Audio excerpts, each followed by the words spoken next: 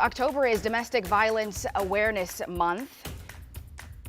And it is prevalent in every community and can really affect anyone. In Prince George's County, they have seen an increase in domestic-related homicides in the last few years. And this week, they launched an initiative to bring more awareness to that issue. Joining us this morning is the state's attorney for Prince George's County, Aisha Braveboy, to tell us more. We appreciate you being with us. Thank you so much. Such an important topic. I want to start with this initiative and a little bit what it's about and the reason you guys decided to push this out. So it's the collaborative to end family violence, and really what we have seen is a decrease in what we call intimate partner homicides. We've done a lot of work around that. I went to Annapolis, got the legislature to make strangulation a first-degree felony offense, which has led to an increase in the level and types of prosecutions we could do for that most heinous offense committed against intimate partners generally.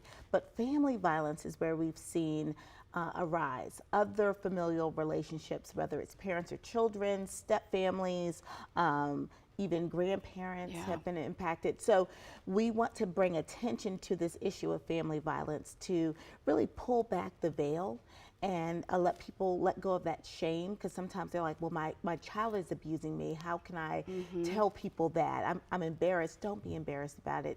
A lot of families are dealing with this. There's a lot of issues around mental health, addiction, stress, toxicity that occurs in communities, and we just want everyone to get help. So our initiative is entitled #SayHelp, and we're asking everyone to ask for help. We have a network of providers here to provide immediate assistance.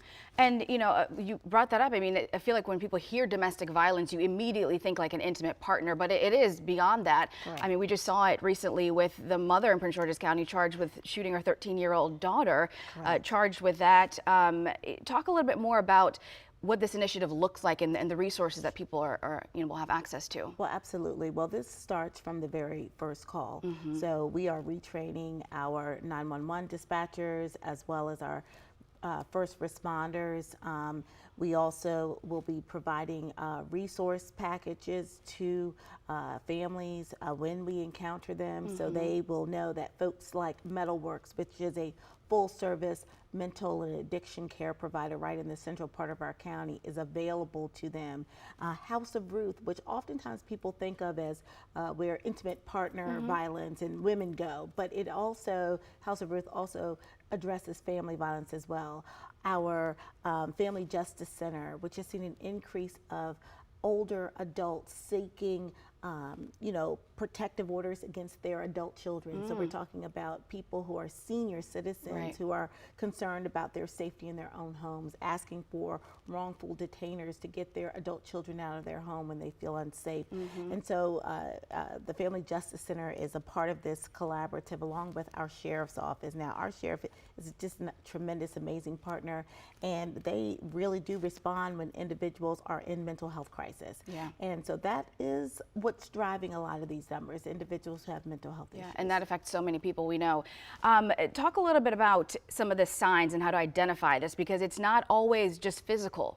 Oh, it's mental, it's financial, it's emotional, and oftentimes it starts off as, something that you think you can deal with. Like, okay, this person's maybe being a little aggressive, maybe trying to control me a little bit, but then it escalates into the violence.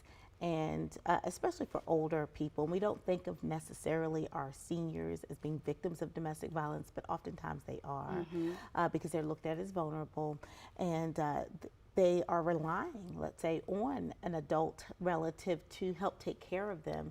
And sometimes that adult relative is taking advantage of it. So it could be, again, financial abuse, taking the money of the senior and using it for their own purposes, and it oftentimes it's emotional, how people address each other, how they talk to you, and so none of that is acceptable, and we are here to help. That's why we're saying #SayHelp. We're also telling people they can call 988. That's a very important number.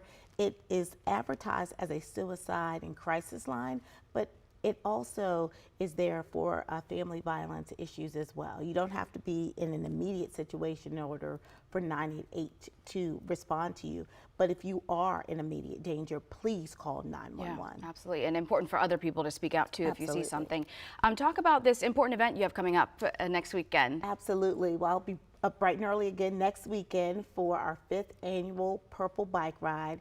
And this is a ride that brings awareness of the issue of domestic violence. We raise money for those nonprofits that assist our victims and survivors.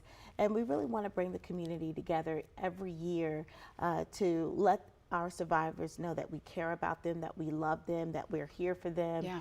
And oftentimes our survivors will come to this race.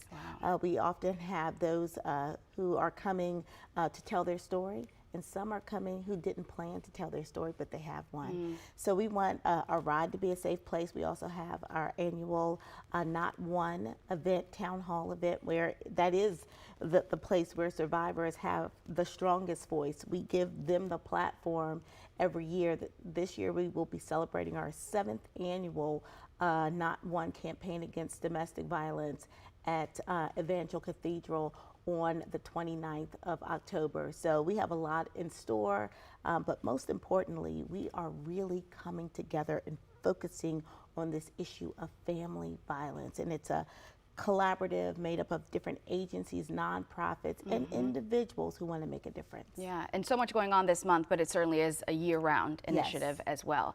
Thank you so much. So much important work you guys are doing. Appreciate it. Thank you. Thank you. Thank you.